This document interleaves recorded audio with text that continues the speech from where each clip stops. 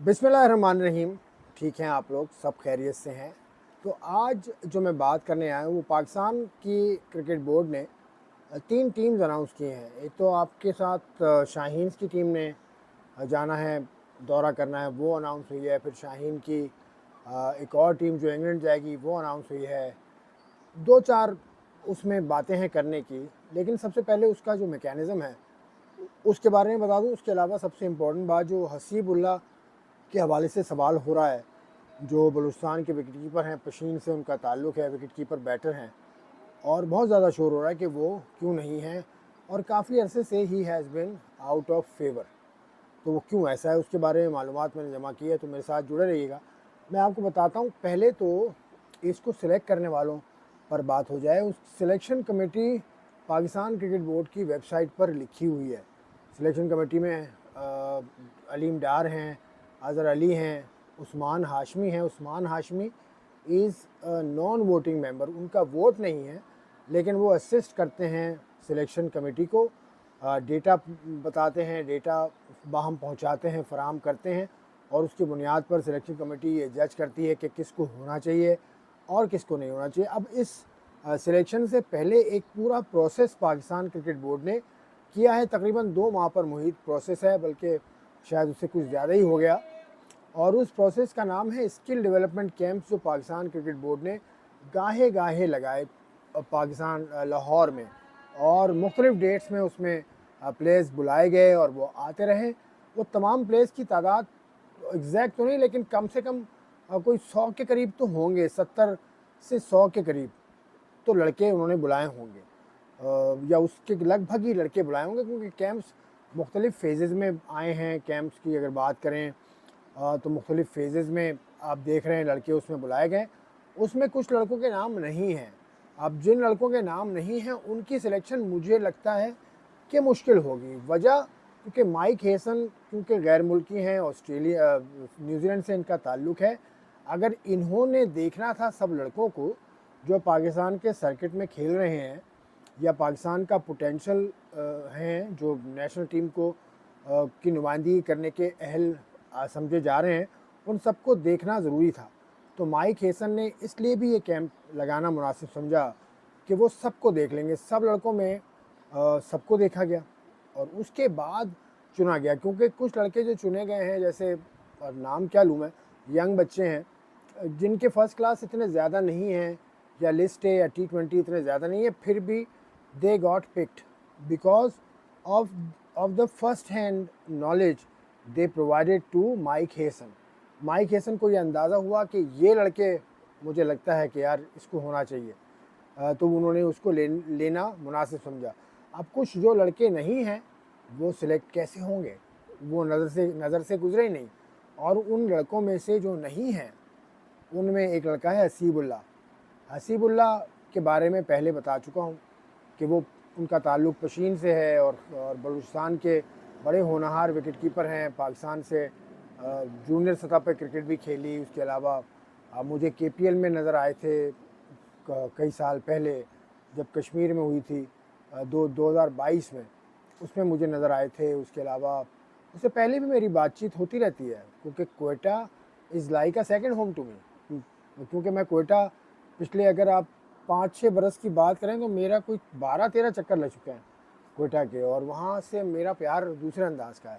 मतलब वहाँ के जो लोग हैं बहुत ही स्वीट हैं और बहुत ही मीठे हैं। अब मिसाल एक दूँ, लियाकत बाज़ार है वहाँ पर एक, तो वहाँ मैं निकला तो मैं किसी से मैंने पूछा कि यार फ़लाँ जगह मुझे जाना है, वो नेमत कदा एक खाने की जगह है बड़ी अच्छी, जो कोयटा से फेमिलियर हैं वो जानते होंगे। नेमत कदा एक बहुत अच्छा होटल है, और वो करीब है, स्टेशन के करीब है।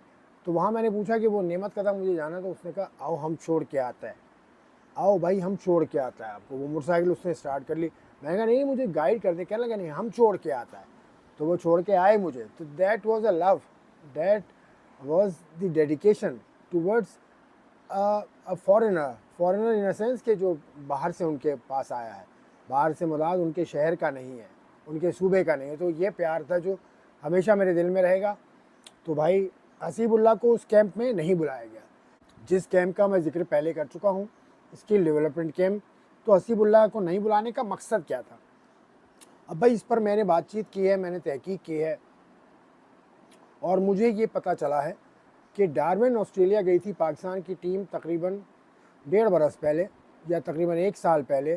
Abdul Rahman was the coach. तो उस टूर के ऊपर हसीबुल्लाह से कुछ ऐसा हुआ जो टीम इंतज़ामिया को नागवार गुजरा।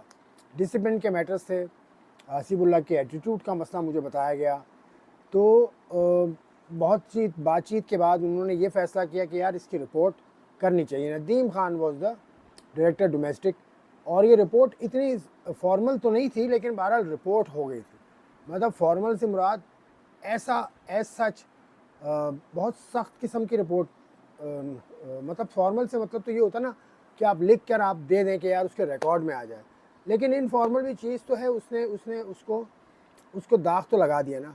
तो उसके एटीट्यूड को लेकर ये मसला पैदा हुआ और ये रिपोर्ट गई नदीम खान के पास या डोमेस्टिक डिपार्टमेंट के पास और उन्होंने इसके नाम पर कांटा फ़िलहाल लगा हुआ है, क्योंकि इसको स्किल डेवलपमेंट कैंप में भी नहीं बुलाया। स्किल डेवलपमेंट कैंप में बुलाने वाले वही लोग हैं जो पाकिस्तान डोमेस्टिक क्रिकेट के इंचार्ज हैं या पाकिस्तान की सिलेक्शन कमेटी है या एकेडमी के जो निगरान हैं वो लोग हैं। तो उन्होंने नहीं बुलाया, इसका मतलब वो नहीं चाहते कि अभी इस पर नज़र पड़े और ये सिलेक्ट हो जाए फिर बाद में इशू हो। तो ये इसके ऊपर एक अनअनाउंस्ड किस्म की पाबंदी है। It is an unannounced suspension over Hasibullah. अब इसमें दूसरी साइड की स्टोरी भी सुन लीजिए ना आप। दूसरी साइड यानी हसीबुल्लाह के करीबी जो लोग हैं उन्होंने मुझे मैसेजेस भेजे हैं और उनका ये कहना है कि हसीबुल्लाह को की ज़्यादती का निशाना इसलिए बनाया जा रहा है कि कराची के एक कोच हैं जो पाकिस्तान टीम के साथ भी कोच रह चुके हैं। वो चाहते हैं कि कराची के कुछ विकेट कीपर्स हैं जिसमें साद बेग है, जिसमें गाजी गौरी है, वो प्रमोट हों और हसीबुल्लाह के होते हुए उनका चांस नहीं बनता, उनका चांस शायद नहीं बन पाता।